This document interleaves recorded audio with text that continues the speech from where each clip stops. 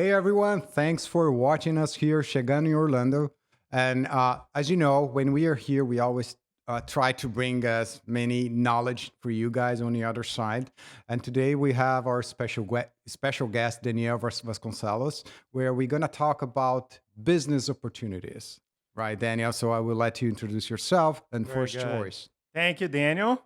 I appreciate the opportunity to be here again. We had another debate on another episode. It was a lot of fun. For those who haven't watched Chegando in Orlando, this is a great podcast. Um, I'm Daniel Vasconcelos. I am the managing business broker for First Choice Business Broker Lake Nona, and I'm thrilled to be here one more time. We have lots to talk about. Absolutely. It's always a rich opportunity when we have you here. Not only because what we talk here, but what happens in the backstage, all of the Absolutely. different ideas we always bring to each other. So it's always a blessing to have you here. But today we're going to talk about business opportunities, like with First Choice. We already had you in the past. We heard very great feedbacks from people who watched the episode. And now, just so you know, guys, we're going to have Daniel attending here like monthly to share, news about the market. Great opportunity if you're looking to invest here That's in the right. United States, regardless if you're from Brazil and you want to, start investing in dollar and get your money back and using that as an opportunity, or if you're here in the US, regardless if you're Brazilian, American, Chinese, Indian, Daniel is the person that you need to look for if you're trying to invest your money well invested, I right, appreciate Daniel? that, sir. Very kind Yeah. of you. I appreciate your Yeah. words. So And tell us more about it, about you, about your business. It was a lot of fun last time, right? But since then, a lot has happened. Last time I was here, I did a little bit of introduction of myself, my past. How did I get to business brokerage, right? And I am now in the business for a couple of months after 20 years in the automotive industry, and I'm having the time of my life. I am getting to meet business owners from across the spectrum in terms of industries, people who own medical practices, people who own dentist practices, people who have manufacturing organizations or service oriented organizations. It's basically an opportunity to talk to all business owners, restaurant owners, and you learn so much from them. You learn so much about how they built their legacy, how they started their business, how they grew their business, how they treat their employees, how they believe, in working hard and also getting paid, which is fair, right? Creating a living for them, for their families through their small business. And I like to always clarify that in the United States, because the size of this country, a small business is no small business, right? Sometimes we deal with companies that are up to $50 million in revenue a year. Um, in many other countries, that's a large business. But in the United States, some of the small business, they generate great revenue. Businesses that you would never hear about or business that you would never think about, they generate great revenue. Um, and I am thrilled. I'm learning a lot since last time I was here. We had the presidential elections, and that was very interesting because right after the elections, we saw a huge pickup in business demand. A lot of people calling because they were ready. Once a decision was made, independent of the party, independent of who was chosen, people were just ready to make a decision about their business. People were holding to They take a were holding to decision. make the decision. And once we had the election, people were ready to go. They were either ready to sell because they wanted to retire officially. Some people called me because they were ready to divest in one business and invest in another because they were making more money in the other business. So you have people from all walks of life.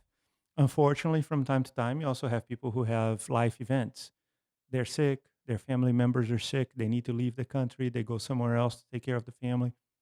So, you know, I like to say that business brokerage is really a reflection of life, business life, and life in general. It's not always all great. Sometimes you have the hardships, but what I learned is that most of those who succeed, they have gone through cycles, right? The ups and downs, and they have been resilient and they found different solutions and they innovated and they were able to grow and sustain their business. And many of them for over decades. I like some of my clients, they treat their business like they treat their kids, you know. Because usually it's a family business, It's right? a So they it's are a growing truly throughout the family years. That business. goes through their parents to their kids. That goes to their grandkids, That's right? it. It's That's it. going. And they have So so much love for it, right? They yeah, build a brand, they have a reputation, They want to take care of their employees who have been with them for a long time. So when it's time to sell, it's their right, and they should. They are very selective on to whom they want to sell their business to. You say it's not only about money; It's absolutely they're not still just about the taking money. care of the legacy. That's right. That's right. I tell you, many of them don't even care about the money. They just care about the legacy. Hmm. If they can take something out of the business, of course they do, but they're ready. They've made their life, they made their living, they have their savings. They want to retire or they want to stop because they got tired. Some of them started a business, and as they developed, as we all do, as they matured in life, they found different passions and they move around. They go do something else, and it's perfectly okay, right? Yeah. And I always say that's the job of the business broker. It's connecting a seller with a buyer and really understanding what is needed by each of the parties, bringing them together and working through so that we get a deal done. Yeah, I'm curious between all of the different line of business that you work.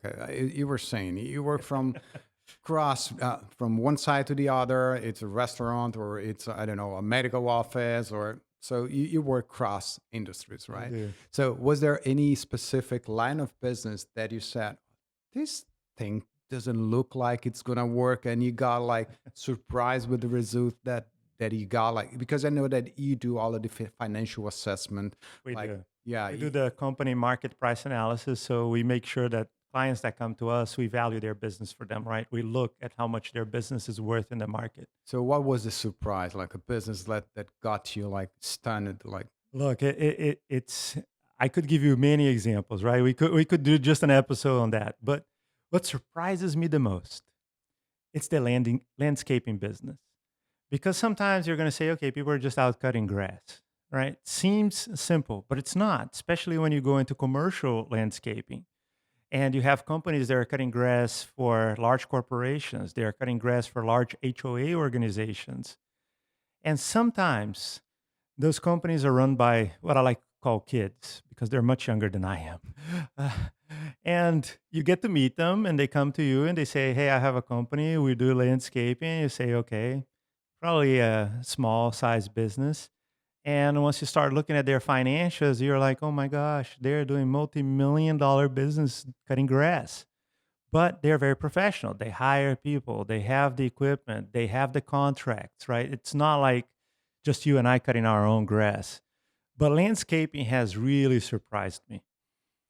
Air conditioning is always a well, surprise. I keep hearing even more. Uh, Well, we're from Brazil, so I keep hearing people, "Hey, come to the US, get your." I think there is some sort of license, so right. get your HVAC License. license because you have a great market to work. It is a great market, and people who do it really well. And many companies, they thrive in that business. They just absolutely do.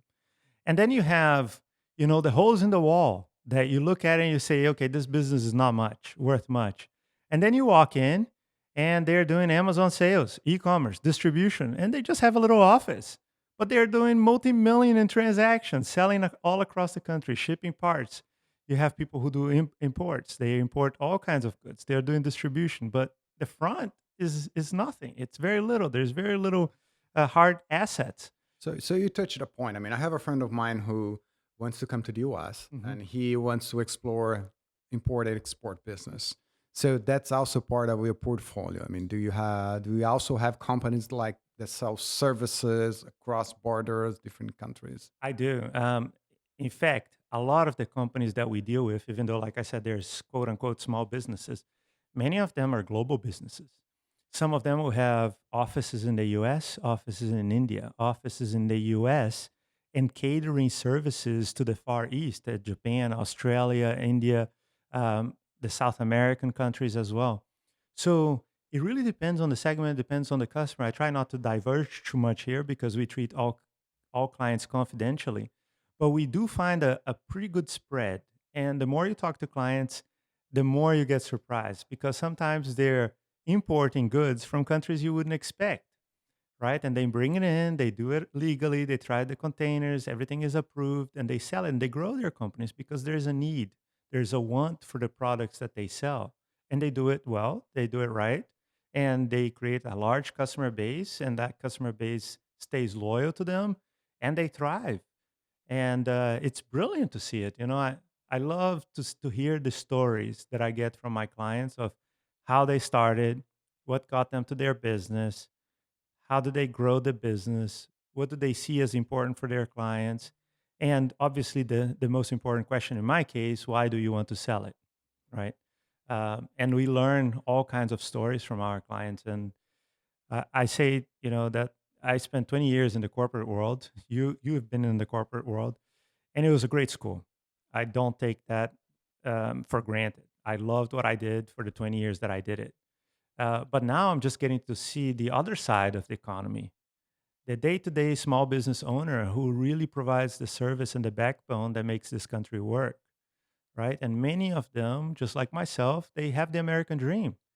They get up, they work hard, they provide for their family, they're honest, they're hardworking, and they do everything they can to have a good business, good service, and provide for the society and the community that they're in. And that's just fantastic. I love listening to the stories, watching the stories, learning about the companies, Yeah. and in many cases, Daniel, I would just say sometimes I tell them not to sell it. You know, because sometimes they're not ready. They can still run the business for a little bit longer. You mean mentally ready? Like They're- I'm not ready to give up my business to that's someone right. else. Sometimes they're not ready, and I tell them, okay, we don't have to do the deal now. Let's do the deal a few months later, maybe a few years later. And it happens. They call you back because I think it's trust that you build, and if they believe that you have their best interest in mind, then you give them the time that they need to make the decision that they need to make Yeah. and feel comfortable. I got it. So I like to do this type of conversation like educational. Hmm. So let's call it business for dummies, Okay. right? So let's call He's like gonna that. quiz me now. So That- let's say I have some money. okay. So let's draw a situation. I have some money. I have 100K. I don't know. Okay. And there's a business I'm interested Very to good. buy, like, but it costs me 150. I Okay. only have 100K. So what's the usual path that I will need to take to first see if that business is profitable? Hmm. And secondly, if I don't have all the money to buy the business, then I'm going to ask more questions. But let's start from Let, there. let's start from your question, right? You got some money. You don't have all of the money. And it's a case by case. We talk to clients with all kinds of background, with all kinds of financial situations. If you don't have the money, it really depends on your interest and how large is the business you're going to buy, and also your financial history, right? In the United States, it's very important to have a good credit history so you can get very good loans. So if you don't have all of the money, it's very possible that you work with us. We have financial partners and we help you to get the loan that you need to close the deal. Sometimes, depending on the deal, the seller is also willing to do what is called a seller financing. So the seller has skin in the game, and they'll finance the sale of their business to the new buyers at an agreed exchange rate. Sometimes there are asset guarantees, like they put their house as a guarantee in the transaction. But there are ways to find solutions to close the financial gap if you find the right company and if you at least have 20 to 30% to put down. Okay. I like to clarify that because some people say, hey, I can buy it with no money down. There's a lot of advertisement that you can buy a business with no money or with zero money, but it makes it more difficult. It is possible, but it also depends on a number of variables like your history, the number of assets that you have that you can leverage. Maybe you can leverage your assets. You don't need extra cash. So there are different solutions for different clients. And we try to have that conversation with the client to understand what their specific needs are. But once they found the company that they like, right? They've looked on the websites, they found the company, they looked at the financials look good, then our job as the business broker is really to connect the seller and the buyer. So we bring them together, make sure that the buyer asks questions to the seller answers the questions. And once the buyer feels compelled that that's the business they want, then it's time for them to make an offer. But the seller would open like numbers to the buyer. Like, Absolutely. But only after a non-disclosure agreement is signed. Okay. In the United States, we are very process oriented. So if you contact us, you found a business. You looked at it, but it's highly confidential. You don't know which business it is. You're going to get a generic advertising. The first step to get more information is to sign a non-disclosure agreement. Step number one, completed. You get a little bit more information, but you still don't have it all. We just gave you a taste of it. Now you say, I'm really interested in this business. I'd like to move forward. I have more questions. Then we like to see that you have funds, that you're able to provide proof of funds, whether it's a loan pre-approval, whether it's a picture from your account, whether it's a picture from your 401k, and then there are other types of funding proofs that you can provide. But only then, after that step, we then provide you with additional information about the company, including some of the details of the numbers, the name of the company, the locations of the company, so that you can do a more Oh, appropriate so at this evaluation. point, I still don't know what's the company name and where it's located. But do I tell you, hey, I want in this region, and you just don't tell me like the address? You could. We in most websites that list business for sales, including ours, you have the ability to search by state. Okay, so you can find, sometimes you can find it by county, sometimes you can find it by city. But in order to protect the seller, we try not to put it very finite, very defined, because the seller is listing the business confidentially. And the reason for that is because if everybody finds out, there's a high risk that that business loses value. Imagine you're the business owner. You have 100 employees and they find out that you're selling the business. You're very likely to start looking for your Oh next job, yeah, yeah. right? Imagine that you're a supplier to the business and you know that the person buying from you is going to sell the business. You start getting nervous about receiving payments from that business owner, right? So maybe you don't start, you actually stop supplying them. So the business sales process is a highly confidential process, and we do our very best to protect the seller as well as to protect the buyer in that process. Hmm. And that's part of the job. I think that's a differentiator for first choice business brokers. We really live by that. We are very professional. That's all we do is take care of the transaction. We have 30 years of experience from the franchisor who has been doing this all over the country with more than 100 offices, and they've seen just about anything that you can imagine in terms of transactions, right? So they have the documents that are needed to support this transaction in the right way and So protect the buyers and the sellers. does it happens like for people to business owners that come up? I'm just trying to define the process. So I'm a business owner. I want to sell my business, right? So I'm going to reach out to you, saying, "Hey, here's my business." So does it happens like this business owner is actually broke, like It their happens. business? So you still work with them, maybe Yes. with lower prices. I don't know what's the strategy you. It absolutely happens. So sometimes business owners they run into trouble, right? It's part of doing business. There is no reason to be ashamed, right? Business owners sometimes have fluctuations in their business. Cash becomes tight, uh, and sometimes they want to get out of it, right? And sometimes they can't even get out of their lease because they're tied on a lease contract. They don't know what to do.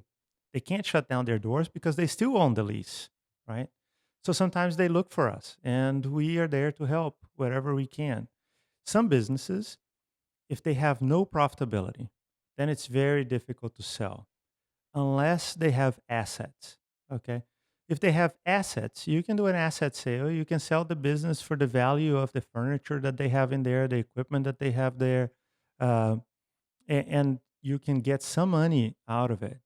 The businesses that don't have assets and they're in trouble, then it becomes a very, very difficult job to sell because there's no profitability. The question then becomes, w- what is the buyer going to buy? Right? So if you don't have something that is of somebody else's interest or benefit, then it becomes very difficult to sell.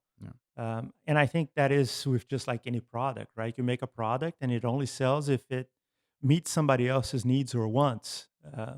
And it's very similar with business Yeah, brokerage. I gotcha. But there are ways, like an asset sale is very possible. And I have worked with clients to just do an asset sale Yeah. to get them out of the business. And another thing. So last weekend I was in downtown Okay. Orlando, where we Okay. are. I saw many real estate selling over there. So probably there was a business running on that real estate. So I don't know if there is a reason for that, and if you know that. But my point is, I know that Orlando is also going through a huge transformation during the next couple of years, like Absolutely. huge investments. in infrastructure, in entertainment. So I'm projecting in my mind there will be a lot of business being sold on that region to have maybe uh, bigger business coming in. So do you see that happen? So what's your point on this? Look, I think it's a tremendously exciting moment for the Orlando area. You described the growth, and we all hear about the multi-billion-dollar investments in the area that are flourishing, right? Money is coming into the town. We have a lot of people that moved here. The infrastructure keeps growing, and that not only we're going to get to your point about business sales, but there's a lot of businesses flourishing in the Orlando area, new businesses that are being opened. And of course, as a business broker, I want to sell business, but the first step to sell a business is to make sure that the area that you're in has businesses and has profitable businesses and um, you know, uh, have prospect clients that are making use of those businesses. Because, like I said, if you're going to buy it, somebody has to be interested. And it's a lot easier to sell a business in an area where people want to consume the goods of those business, the services of those business. So I am completely thrilled that Orlando is growing. Now, short term, that could make my life a little difficult because some people don't want to sell. They're just opening, right? But that's okay. There's still plenty of people who have been here for a number of years. And we all know about the story of the baby boomers, many of them going into retirement in this decade. And it's true. They call me. They say, hey, I want to go into retirement and I want to sell my business. And we help them. Uh, but in the aspect of business consolidation, I do believe that that will happen. Okay. Because when the city grows and when you get, additional consumers, then a lot of the bigger companies they come into town. And sometimes for the bigger company to access already the existing portfolio of clients and customers, it's much easier for them to just acquire another business rather than start it from scratch. I say that for medical practices. If you're a young doctor, you just graduated from school and you decided you're going to have your family practice.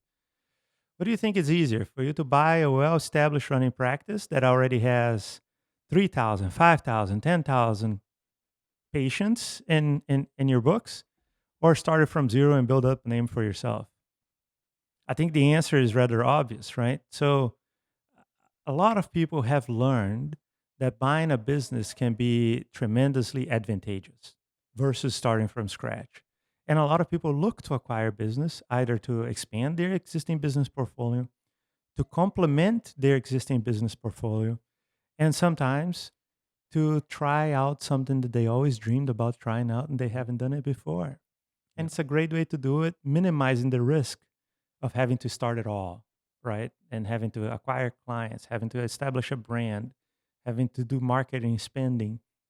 You can start with something that's already running and profitable. Yeah, that makes totally sense. I'm also eager to see what's going to happen in Orlando. I mean, that project, that billion-dollar project, and I saw a couple of pictures from Yes, that. looks Saying great. looks great. I mean, I don't know if the right thing to say, kind of seeing Las Vegas It is. It in truly Orlando. is. It's a So true revitalization, right? yeah, so what's going to be the potential for the market? I mean, for real estate, that it's going to value it even more. I mean, last couple of years Absolutely.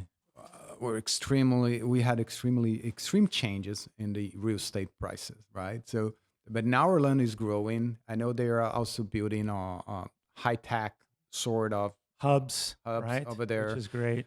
which is bringing a lot of startups, which Yes. means more business coming and more opportunities for those who wants to invest here. Yeah, I look brilliant because that is, what we call diversification of the businesses.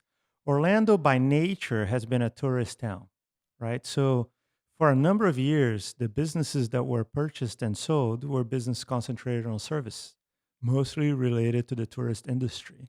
However, Orlando has grown over the years and continues to grow. So now in Orlando, you find manufacturing, you find tremendous medical facilities from top-notch country in the country, right? Medical facilities in terms of research, hospitals, clinics. You have software development. Now you can look at Lake Nona, where we have our office, right? That's a great hub for technology. We have seen, for example, the company Beep, where they have the autonomous vehicle running around the neighborhood. It's a bus with no driver, that's been doing people transportation now for a number of years. And no problem. It's running. People use it for mass transportation. It goes very slow. It's still very safe, but the technology is developing. We have aviation business now in Lake Nona. So private jet rentals, and it just continues to diversify.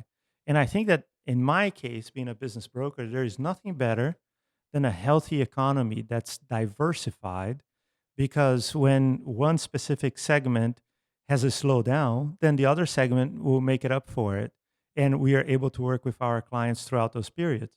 So I have nothing but excitement for Orlando. And I think Florida as a whole continues to develop really, really well. And Yeah, there if, was there was one Florida before COVID, Florida before after COVID and COVID, because absolutely, people moved, people brought their money they to did. Florida for the good or for the bad. Right. I leave it for the people to judge, Yeah. but a lot of money came into the state, and I think a lot of money stayed in the state, right? And there were other states that were more difficult to deal with, so companies have moved also into Florida, and we continue to see the state flourish. I love to see, for example, I don't know if you follow the Orlando Airport Instagram, Facebook account. It's Mm. amazing that they announce every other week new flights coming out of this airport. And that is an indication of this huge hub that Orlando has become for people from all over the world. And speaking of that, I have investors, right, that want to buy business. They want to immigrate, and becoming a business investor is one way to come to the United States. So I have people from Qatar that call me. I have people from Morocco that have called me. I have people from the UK who have called me. I have hedge funds who are sometimes interested in buying small business to grow their portfolio, and they call me and they give me their criteria on the types of businesses they're looking for. So even though we're in Orlando, and we are a small office, we are dealing with clients from all over the world. And that's a great point too. Like people who there is some threat between United States and some other countries that allows investors to move in into the U.S. Yes. legally, have their business. So and I know like people from Brazil that wants to come here. I hmm mean, I think they need 500K on $1 million. I don't know how It, much it is really that. depends, right? Yeah. So there are, for Brazil specifically, there are different visas. I learned watching a speaker the other day that currently there are over 180 types of Yeah. different visas, But right? there are ones that are specific to business, like There are like the E2, the EB5. exactly. The E2 is the one that I'm thinking about. Like Yeah, there is this agreement between the United States and a couple of in a countries couple of countries. where people can bring, I don't know, 60, 80, 100K to invest and get their business running, That's right. and then it can move in. They can move in, they can live here, they can travel. It doesn't give them a path to a green card or Yeah. to citizenship, but for many people, that's not important. They just want to have the freedom to come in, run a business, travel out when they need it, right? And it's a great opportunity. And maybe they don't want to be double taxed. So they Maybe. don't want a green card, they don't want That's citizenship. right. That's right. So every case is a different case. And my clients, when they call me, and my father always jokes on me, he's like, "Are you trying not to sell a business?" Because I'll tell those clients, I said, "Look, I'm here to help you. But your first call is to an immigration lawyer. Because just like in business, you need to have a strategy. And if you are trying to invest in the country, talk to somebody who is an expert in immigration, is an expert on those types of visas. They will define a strategy with you. And I have partnerships with many lawyers. Some of them will contact me as part of that strategy to say, okay, this person has this amount to invest. Here's their experience. And here's the type of business that would qualify them for the visa. Because I get clients that they're millionaires, right? And they say, okay, I want to buy my way in. And I tell them, not that simple, not that fast. You can't bypass the process. It's important for you to prove to the government that you have an expertise in the business that you're buying. The government doesn't want somebody to come here, buy a business, just to buy a business, get a visa. The business goes bankrupt, you lose your visa and you lose your money, right? It's not a good deal for anybody, And not what's for supposed you. to be a dream becomes a nightmare. Right. That's happened for many that comes here. That's absolutely right, because they don't have the right support, right? But there are extremely good professionals in the immigration sector who can help those immigrants who are interested in investing in this country. This country is very open to investments. Um, it helps a lot of people to make money, but the country also makes money because it takes taxes from the businesses. It wins taxes from the business.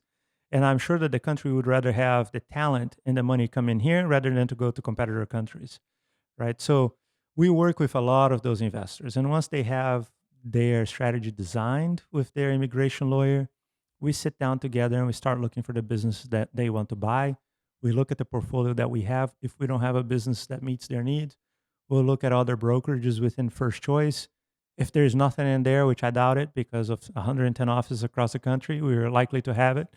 If we don't have it and you found something specific that is being sold by a different brokerage, I'm more than happy to help you. That's great. Well, Daniel, thank you again for coming. Yeah, I mean, awesome to speak to you, Daniel. I we always appreciate uh, appreciate you, appreciate the space. likewise, we're going to make this time to educate who wants to start That's right. investing or take this time to help those who are experienced investor and maybe looking for what's the next big deal, like things like Orlando growing. Right. So it must be a big deal. I love it, right? Because it's a perfect fit with your podcast. It says here in Portuguese, arriving in Orlando, Yeah. right? So it's really for those who are coming in and for those who are already here and who have made it and are now in the process to sell it and they're looking for the next buyer. We're here to help. Most of my clients will tell you I try to be as honest, straightforward with them, give them my value, my service, my time to make sure they get the very best deal possible and that they're successful in this step and in their next step. Yeah, that's great. So let's thank our the people who were watching our podcast. So do not think twice to follow us on Instagram. Check on YouTube. Follow Daniel on Instagram. What's your Instagram again? Please Daniel? do. We are First Choice Lake Nona. Yeah. First Choice Lake Nona. And you guys can also find our website. There's a link there for our link tree, and you have all of my contacts in there. Yeah. So any questions, just reach out to Daniel. He's gonna come again next month. So we're gonna prepare a very educational material. We so will. you guys understand the whole process involving looking for a business, buying a business, and selling a business. They say that a successful business happens when you sell your business because you make money. It's right, right? So a lot of investors, they grow their business to sell them. And it's great because they extract the most value of the business. I always tell my clients, and this is valid for you, don't wait until your business is on the decline to sell it. Sell it when it's at its best, okay? If you believe you're going to do better, stay at it. But if you believe your business is not doing well, you don't have the energy, the time, or you don't have the resources to continue to grow your business, then it's a good time to sell it because somebody else might come in, may be able to complement your business and continue to grow it. And you get the most value for it. And that's my job, to get you the most value for your business. That's great. Thank you, Daniel. Thank you, Daniel. We'll see you next time. So bye, guys. And don't forget, follow us, Instagram and YouTube. And I see you next time. Bye-bye. Bye-bye.